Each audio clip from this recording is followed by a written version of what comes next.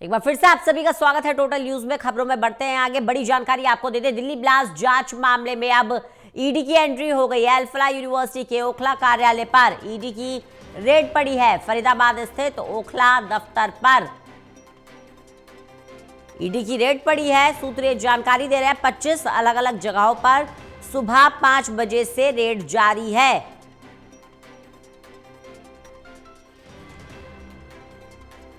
तो अल-फलाह यूनिवर्सिटी की भी जांच बारीकी से की जा रही है। परत दर परत खुलासे हो रहे हैं और एक बात साफ हो चुकी है कि कहीं ना कहीं आतंकी नेटवर्क के जाल इस यूनिवर्सिटी में बिछे हुए हैं। देवेंद्र कथुरिया हमारे साथ, हमारे एसोसिएट एडिटर जुड़ गए हैं ज्यादा जानकारी के साथ। देवेंद्र, सुबह 5 बजे से छापेमारी जारी है ईडी की।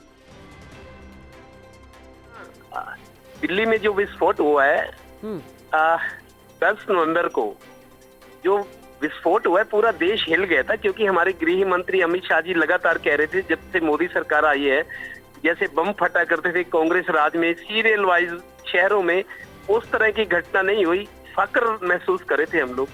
लेकिन इसी बीच दिल्ली का जो विस्फोट है वो भी लाल किले के सामने, उसके बाद पूरा देश हिल गया और सरकार ने भी मान लिया कि आतंकी घटना है।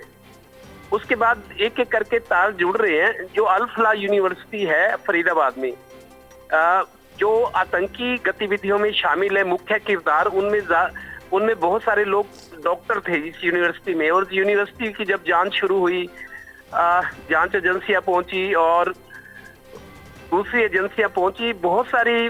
अल-फलाह यूनिवर्सिटी 1997 में स्थापित हुई थी, 2009 में डीम्ड यूनिवर्सिटी बनी। तो एक सुनसान जगह पर यूनिवर्सिटी बनी हुई है धोज गांव में फरीदाबाद की।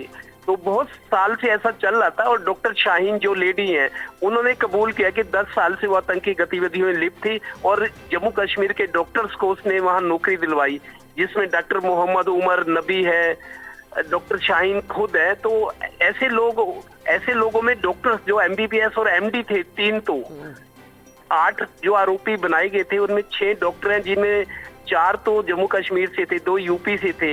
एमबीबीएस एमडी 3 थे। इतनी बड़ी क्वालिफिकेशन, इतना सम्मानजनक पेशा, लेकिन आतंकी गतिविधियों में शामिल मिले। धीरे धीरे अब और मामले सामने आ रहे हैं। ओखला जो है दिल्ली में, ओखला में अल-फलाह यूनिवर्सिटी का ऑफिस है, लगता है वो इनका दिल्ली का रजिस्टर्ड ऑफिस है। वहां सुबह 5 बजे से ईडी की 25 टीमें अलग अलग स्थानों पर जांच कर रही है। और आपको बता दूं, ईडी का काम है इलीगल तरीके से जो फंडिंग होती है या काले तरीकों से, भले ही वो बिल्डर हो या कोई व्यापारी हो, काले तरीकों से, नंबर 2 के तरीकों से, अवैध तरीके से जो दौलत कमाई जाती है उसको जब्त करती है। ईडी का काम है। तो ये फंडिंग कहाँ से हुई, यूनिवर्सिटी को पैसा कहाँ आया, कारोबार इतना फैलाया, उस सारे की जांच हो रही है। और सुबह 5 बजे से 25 टीमें अलग अलग स्थानों पर जांच करी है। और ईडी की जांच मतलब मामला बहुत आगे बढ़ गया अब। देखिए देवेंद्र, सवाल ये खड़ा होता है कि लंबे समय से ये इस यूनिवर्सिटी का संचालन हो रहा है और ये बात तो क्लियर है कि कहीं ना कहीं आतंकियों के नेटवर्क के जाल यहाँ भी बिछे हुए हैं। क्यों अब तक संज्ञान नहीं लिया गया था? क्यों किसी को शक नहीं हुआ था इस यूनिवर्सिटी पर कि इसकी फंडिंग कहाँ से हो रही है, कौन लोग यहाँ पर पढ़ रहे हैं? क्यों वेरिफिकेशन नहीं हुई थी अब तक?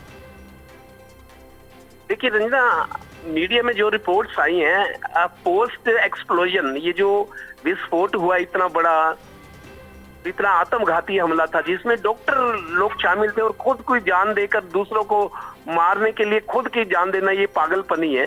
तो पीछे एक रिपोर्ट में आ रहा था अरब देशों से फंडिंग हो रही थी। अगर फंडिंग विदेशों से होती है किसी संस्था को, तो उसका बाकायदा लीगल तरीका होता है, सरकार से परमिशन लेनी होती है। लेकिन अरब देशों से, और कुछ टर्की का नाम आ रहा था, तुर्की जो ऑपरेशन सिंदूर के टाइम पाकिस्तान के साथ खड़ा था हिंदुस्तान के खिलाफ, भारत के खिलाफ, टर्की से और दूसरे अरब देशों से फंडिंग की इस तरह की रिपोर्ट्स आ रही थी। अब चूंकि ईडी जांच कर रही है, सारा खुलासा हो जाएगा और आतंकियों से जुड़ी घटना, इसलिए कोई रियायत इनके साथ नहीं बरती जाएगी। अरब देशों के अलावा कौन से देश हैं, कहां कहां से फंडिंग हुई, पूरी हिस्ट्री, पूरी कुंडली खंगाली जाएगी अब, क्योंकि ईडी की कार्रवाई इस तरह की होती है। लगता है बहुत सारी नई चीजें अब सामने आएंगी। चलिए, बहुत बहुत शुक्रिया देवेंद्र हमारे साथ जुड़ने के लिए, इस तमाम जानकारी।